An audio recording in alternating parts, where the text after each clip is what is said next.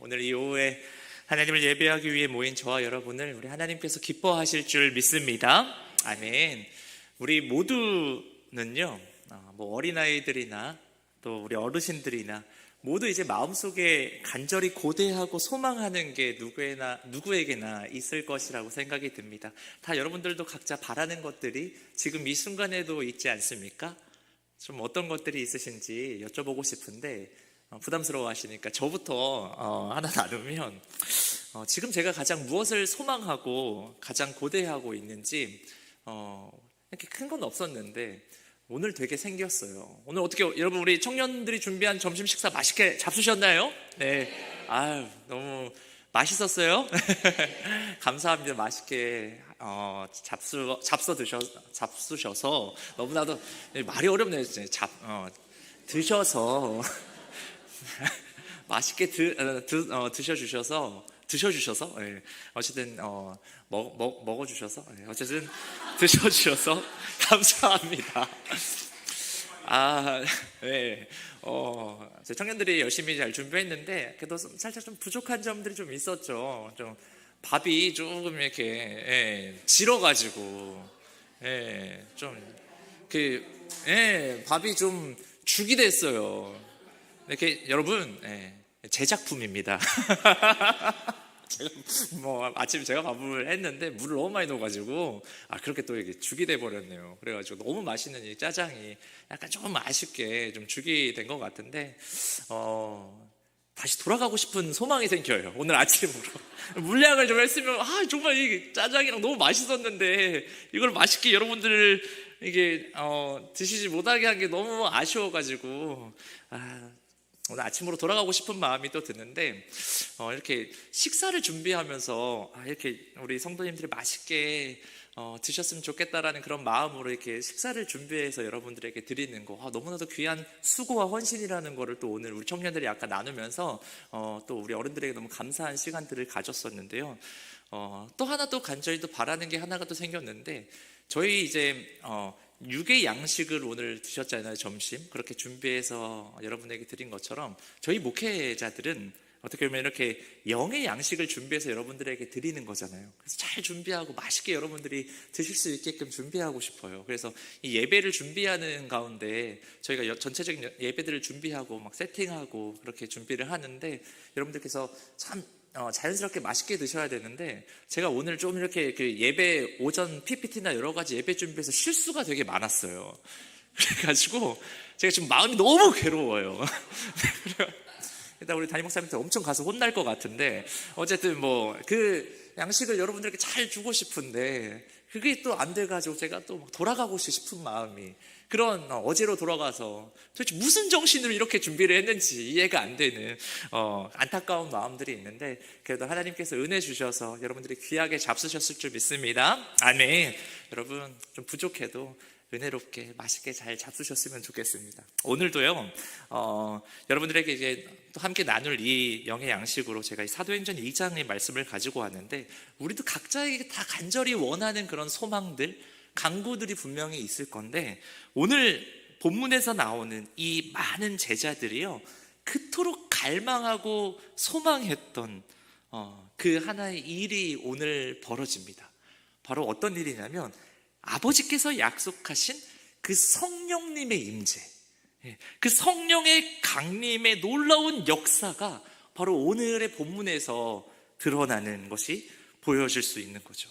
오늘 이 모습이요 우리 구약 성경에 보면 약 거의 한 800년에서 한 1000년 전에 요엘이라는 선지자를 하나님께서 세우셔서 말씀하신 부분이 오늘 성취되어진 모습인데요. 그때 하나님께서 이 요엘이라는 선지자를 통해서 어떤 말씀을 하셨는지 우리 한번 요엘서 2장 28절에서 29절을 한번 읽어봤으면 좋겠는데 우리 함께 좀 읽어볼까요? 시작!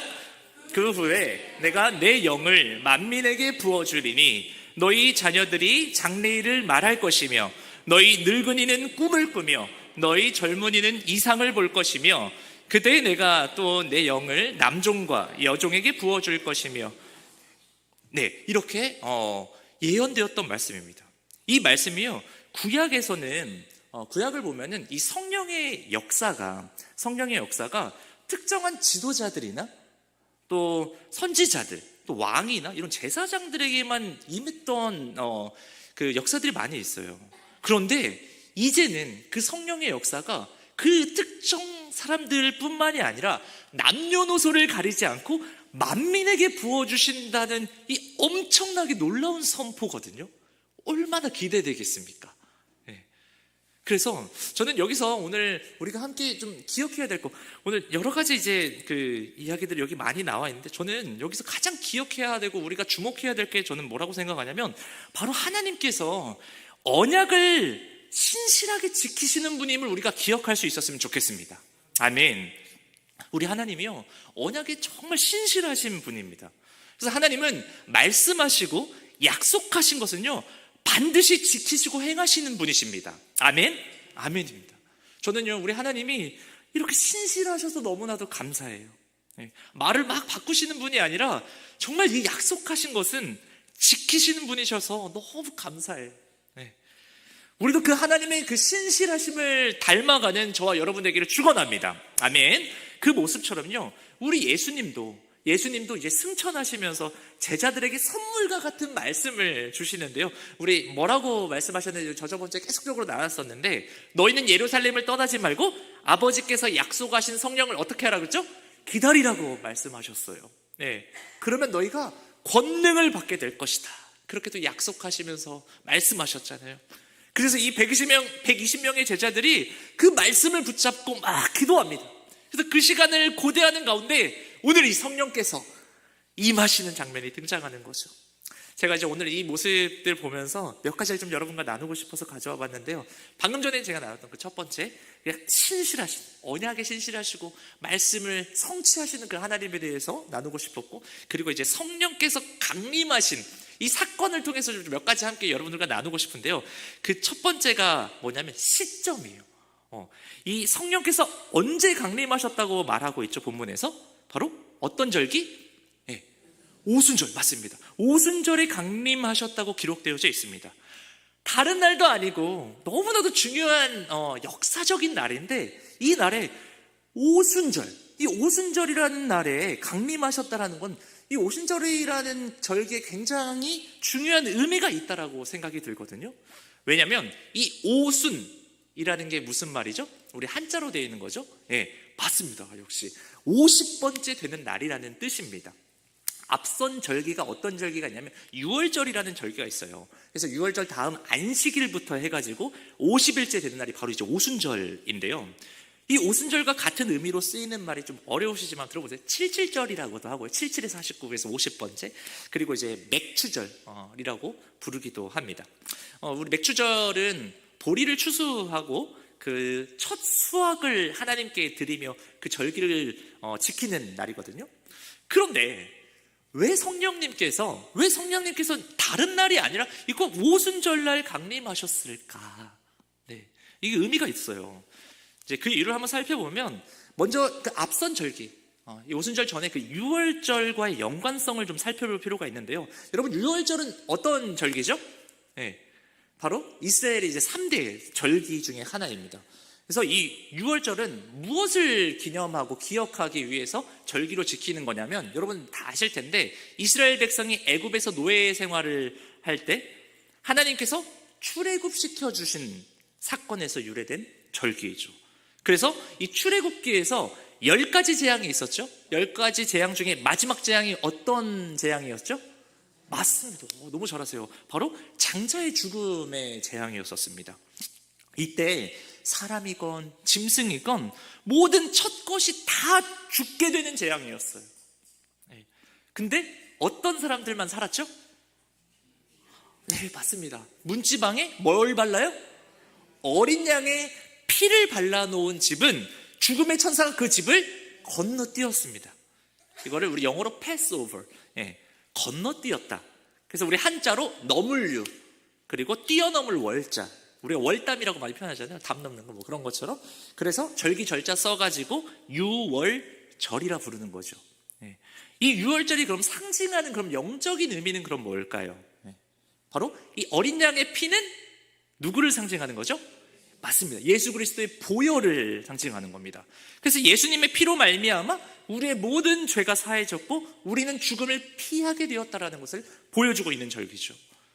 그러면 이 오순절은 도대체 어떤 의미가 있을까?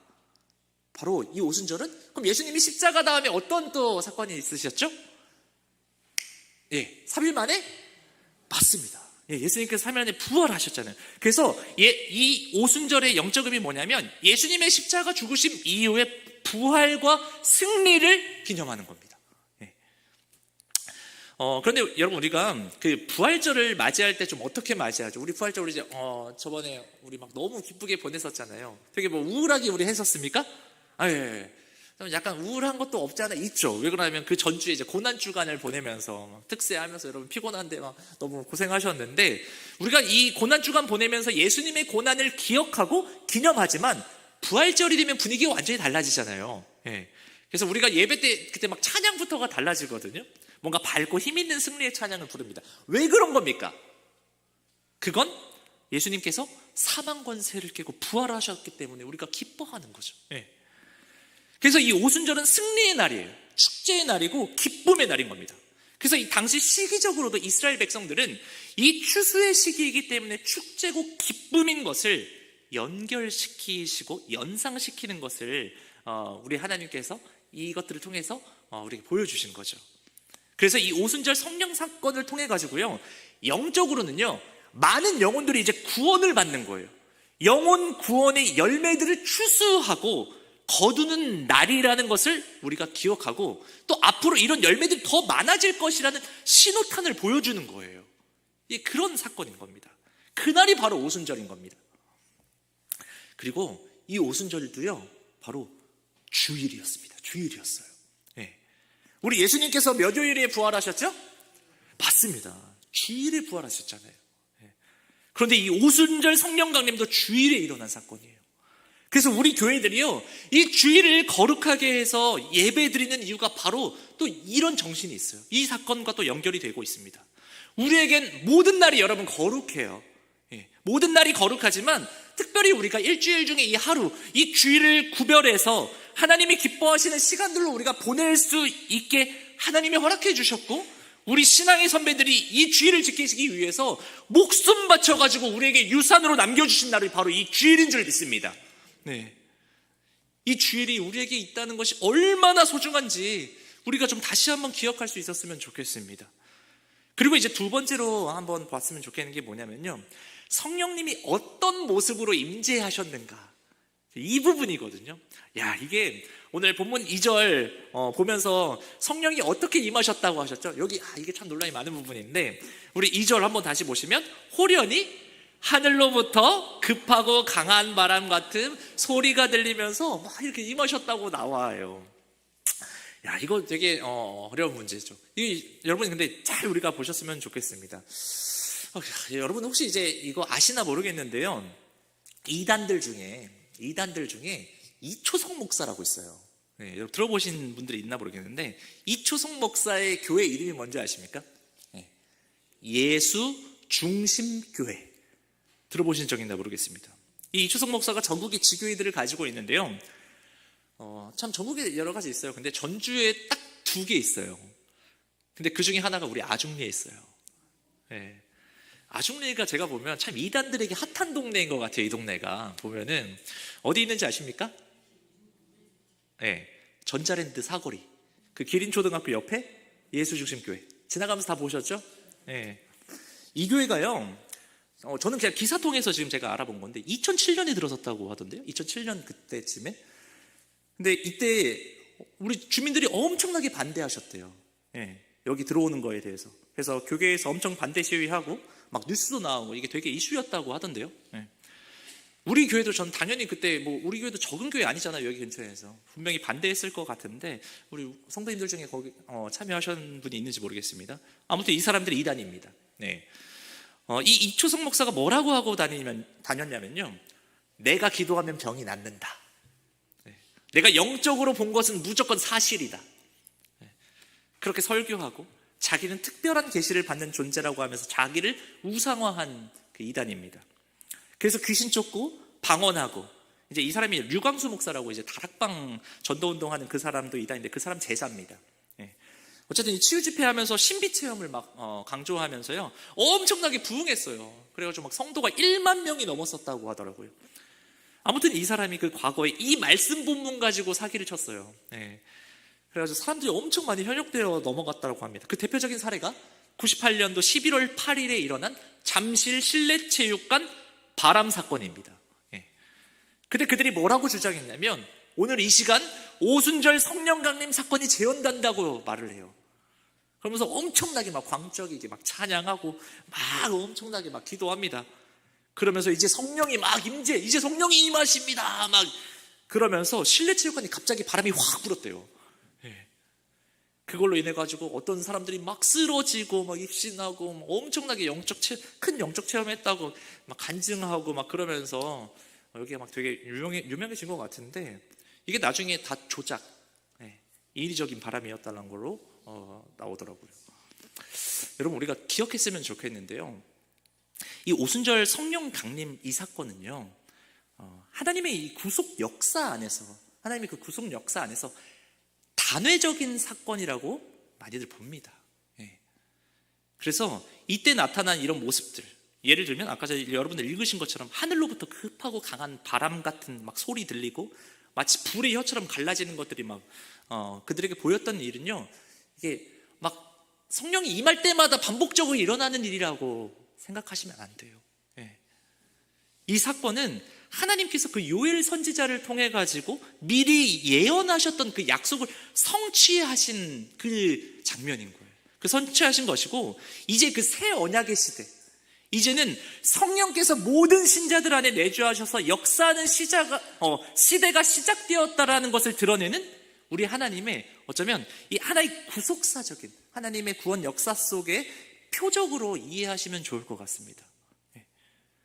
그래서 저는 이 강한 바람 같은 그 성령의 역사와 또 3절에 보면요, 성령님을 그 불의 혀처럼 이렇게 해서 불로 묘사하고 있는 이 모습을 좀 이런 식으로 해석하면 좋지 않을까, 좀 더 건강하게 해석할 수 있는 게 아닐까라는 생각이 들어서 좀 이렇게 여러분들에게 말씀을 드리고 싶어요.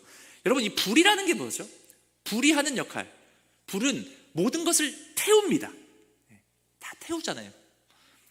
이건요, 우리 제사법과 연결이 돼서 볼 수 있을 것 같아요. 우리가 태우는 제사하면 뭐가 있죠? 번제. 번제가 있잖아요. 이 번제는 또 이렇게 우리가 그때 배워봤지만 번제는 뭐랑 연결이 되냐면 정결하게 하는 거예요. 그러면서 거룩하게 하는 거죠. 그래서 이걸 통해서 볼 때 이 성령의 강림을 마치 불의 혀처럼 갈라지는 것들로 보이게 한 것은, 이제 성령께서 시작하시는 이 교회는요, 이 교회는 정결해야 한다는 걸 보여주고 있는 거죠. 그래서 이 성령 사역의 첫 번째는 뭐냐? 우리의 정결, 바로 우리들의 이 죄사함, 회개와 연결이 되는 것 같아요. 회개의 역사들, 이 불과 같은 성령이 우리의 죄를 사하게 하는 그 역할들을 하시는 걸로 우리는 이해할 수 있는 거죠. 그래서 우리가 이 성령의 역사를 통해서 성령의 불로 우리 자신이 태워지지 않으면요, 교회는 끊임없이 문제와 갈등 속에 있을 수밖에 없습니다. 그래서 역사적으로 이 성령의 불이 임할 때마다, 이 성령의 역사들이 임할 때마다 어떤 일들이 일어나냐면 사람들이 자신들의 죄를 고백해요. 회개하고 심령이 뜨거워지는 역사들을 경험하게 됩니다. 그렇게 심령이 뜨거운 자들이 바람과 이제 만나게 되는 거죠. 바람과 만나면 어떻게 되는지 아십니까? 여러분, 불과 바람이 만나면 어떻게 되죠? 엄청나게 산불과 같은 일들이 벌어지게 되는 겁니다. 우리 이번에도 국내에 엄청난 이제 산불이 우리를 너무 어렵게 했는데, 이 산불이 막 번지기 시작하면요, 정말 인간으로는 막을 수가 없잖아요.